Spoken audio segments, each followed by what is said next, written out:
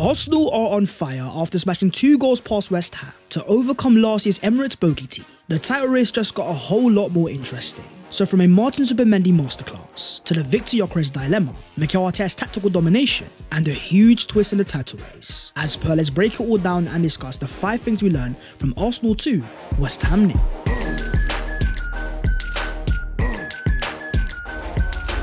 Yo, what is going on, guys? My name is Bass14 and welcome back to your boys channel after another fantastic, stupendous victory against a team that was a bogey team last year, but this year put to one side. As per, my friends, smash a like on this video if you do enjoy and subscribe to the channel if you are new, helping your boy on his road to 300,000 subscribers. But starting off with the first thing, and that is Arteta's tactical domination. On Mikel Arteta's 300th game as Arsenal manager, against a West Ham side that had won at the Emirates in back-to-back years, Arsenal weren't just looking for a victory, they were trying to overcome a bogey team, with even Saka confirming after the game. Thierry Henry messaged me this morning to remind me that we lost the last 2 games to West Ham at home. He is always pushing me. I'm really happy to have my name with his records, scoring on my 200th Premier League appearance. And Mikel Arteta certainly knew the mission. Against a West Ham team that had come to the Emirates in previous year, parked the bus and completely nullified us, starting a midfield three of Declan Rice, Martin Odegaard and Eberici Eze, the plan was to go out there and dominate. And that is exactly what we did. Arsenal cruising into a comfortable 2-0 victory, with an XG of 3.15 to West Ham's 0.49. A deeper look into the stats showed that Arsenal were even more dominant, with nearly 70% ball possession, 4 massive chances created, nullifying West Ham to not a single shot on target all game. This was a slow and methodical hammering, toying with West Ham playing around the back, but also with players that have the ability to find incisive passes to break through the lines. A mid-block that had come to the Emirates in previous years and causes problems. Today Arsenal made look like light work. And a massive part behind that is the fact that Arsenal now have players making runs in behind. Take for example that first Arsenal goal. It comes from a lovely run from Eze in behind. Zubimendi finds him, a great save from Areola, but Rice is there to pick up the pieces. You then even think about Eze's miss, worth an XG of 0.76, and once again it comes from players making runs in behind, sly little movements that teams just simply cannot respond to. The entire goal of Mikel Arteta this year has been trying to find a balance. Handbrake on or handbrake off. Arsenal are always going to be a control-based team, but to have the best defensive Premier League record in terms of goals conceded per match, while also now keeping 4 clean sheets, 10 games played in all competitions and only 3 goals conceded, a Szoboszlai wonder free kick, a Walter Mardy set piece, and an Erling Haaland counter-attack. Defensively, Arsenal are unbreakable, not only keeping the ball as much as possible, but even in that defensive third, players that know how to defend and where to be. But also going forwards, Arsenal are currently second for goals per matches, having now scored a total of 14 goals, the highest in the league alongside Man City. Mikel Arteta is finding more and more of that balance, with the defence there to provide Arsenal a backbone, and the firepower to eventually break teams down. The entire ambition is trying to make Arsenal the most complete team, because we already have one of the most complete right backs, as Yuri and Timber dropped another 7.6 SOFA score rating, with 1 clearance, 2 interceptions and 6 tackles, 8 of 12 ground balls won, as well as 43 accurate passes, 1 key pass and 1 penalty. Timber not only won more duels and made more tackles than any other Arsenal player today, but can we talk about the way that he took the touch for the Arsenal penalty, following a lovely ball from Martin Zubimendi. Timber's composure in the final third and technical security is a further example of a complete fullback that Arsenal currently have, and one that, as Mikel Arteta confirms, we 100% want him to stay with us. When you talk about a total player, he has almost every quality that you want from a defender. Moving on to the second thing, and that is Saka's insane numbers. On the Star Boys' 200th Premier League appearance for Arsenal, the stats and numbers show a player that turned up, dropping an 8.4 SOFA score rating on his first Emirates League start back, with 1 goal scored from an XG of 0.84, 1 shot on target and 1 off target, as well as 1 big chance created, scoring a penalty placed to perfection. But it did get your boy wondering.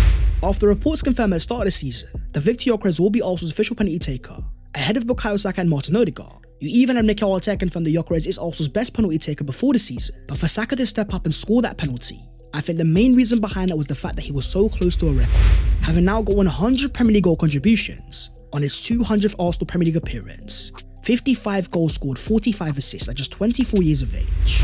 He becomes the 7th youngest player in Premier League history to reach 100 goal involvements, behind only Lukaku, Ronaldo, Fabregas, Fowler, Rooney and Owen, players that were fantastic and some even legends, and not a single one that started a left back. For Saka to be ahead of Harry Kane and Erling Haaland, he also now enters Arsenal's top 10 goal scorers in Premier League history, only 5 behind Alexis Sanchez. When it comes to longevity and consistency, Saka has everything that it takes to become one of Arsenal's all-time Premier League great. Of course, trophies are going to play a part, and getting a Premier League title is going to help massively, but after a summer that Arsenal spent £200 million on brand new attacker, this game was also a bit of a reminder.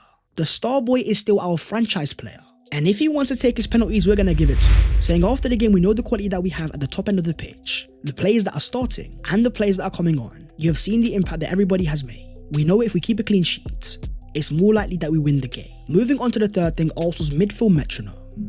After 30 minutes into the game and Martin Odegaard going off injured, enter the scene Martin Zubimendi, and you know what? He absolutely changed the game, dropping a 7.8 SoFA score rating, with a heat map showing he was all across the field. 68 passes completed and 1 key pass, 5 out of 5 accurate long balls, but also 5 of 6 ground balls won, 3 clearances and 5 tackles. Not only the complete performance, but also another world-class example of tempo setting. Zubimendi is the player that as soon as he arrives onto the field, dictates the pace straight away, knowing how to find incisive passes going forward, as well as being so composed whenever pressed. We've seen all types of different profiles play as a number 6 for Arsenal over the last 10 years.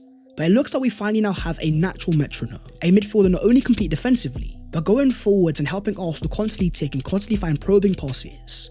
As we saw for the pass to Yuri Timber leading to the Arsenal penalty, Zubimendi has that in his arsenal, as well as sharing a 90% aerial success rate, with 6'4" Virgil van Dijk this season. His timing of his jump is fantastic, likewise his ability to commit for tackles. We are seeing a player of high game intelligence. Having seen the profile of Man City and Rodri, we know that Mikel Arteta loves his control, and Zubimendi takes that to another level. As summed up perfectly by the hand of Arsenal, Martin Zubimendi changed his entire game. He makes it look so easy. You can see exactly why Madrid, Liverpool and Pep were begging for it. But I also want to give flowers to a different Arsenal midfielder, Declan Rice, with another joke of a performance.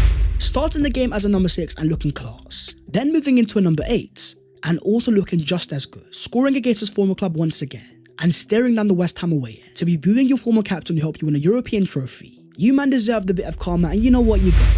As Rice had a masterclass, dropping a 7.8 SoFA score rating, 1 goal scored, 55 accurate passes, 3 key passes and 1 big chance created.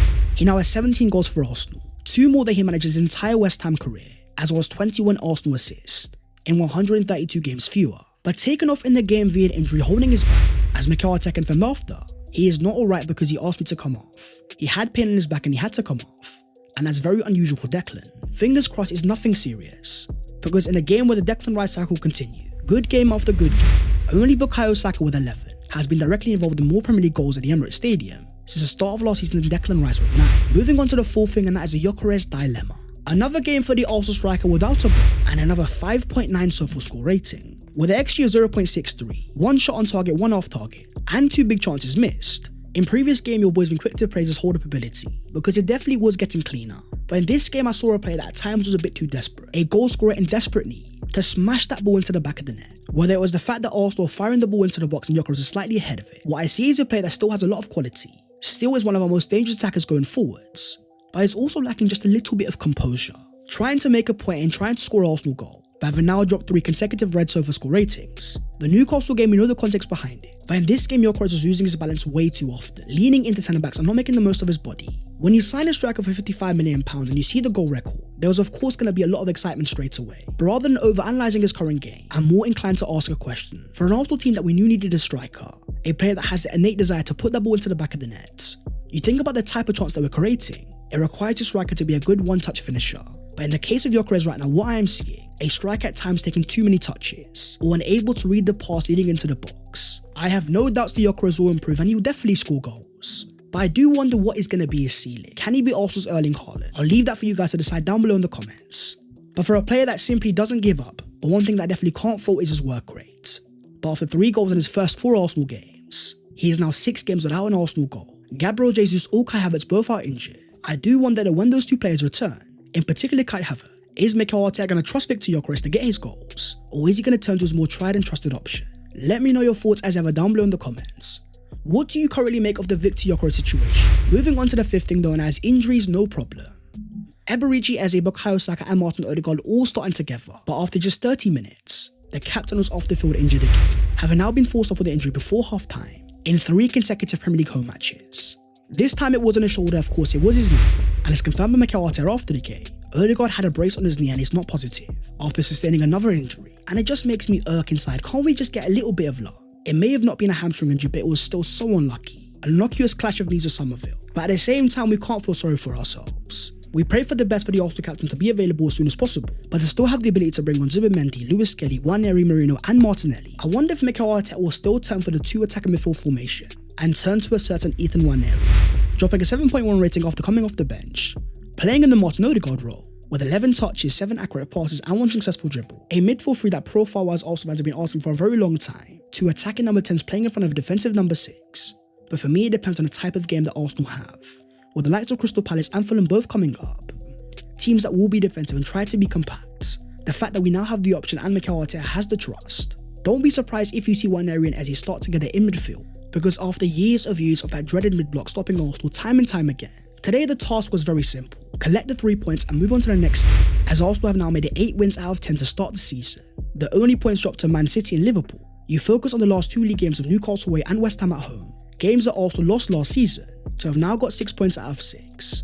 It's another very positive sign going forward. Another defensive block arrived to the Emirates Stadium, and yet again another defensive block was broken down. Then you had the drama at Stamford Bridge, as Liverpool lost for the 3rd consecutive time, with Esteval smashing in a last-minute winner, in a game that Chelsea had a 1.13 XG and Liverpool's 2.08, despite losing both of the centre-backs to injury, moving Reece James to centre-back. From Isak to Salah to Wirtz, Liverpool could not break Chelsea down, leaving Arsenal top of the table going into the international break. A simply sensational scene, now 1 point ahead of Liverpool with a far better goal difference. For the first time since October 2024, Liverpool have ended a match week not top of the Premier League table. For Arsenal fans, let's just say things are looking good. But that is the video there and there, so hopefully you guys have enjoyed. If you have, don't forget to smash a like and also subscribe to the channel if you are new. If you want to follow your boy on all over social media, the links are down below in the description. But that was the 5 things we learned from Arsenal 2, West Ham 0. We've smashed the Hammers out of the park. We've won at the Emirates Stadium. We've overcome a bogey team. But of course now, the focus on to the next game because games are coming thick and fast, my friends. I'll see you next time. Take care and in a bit.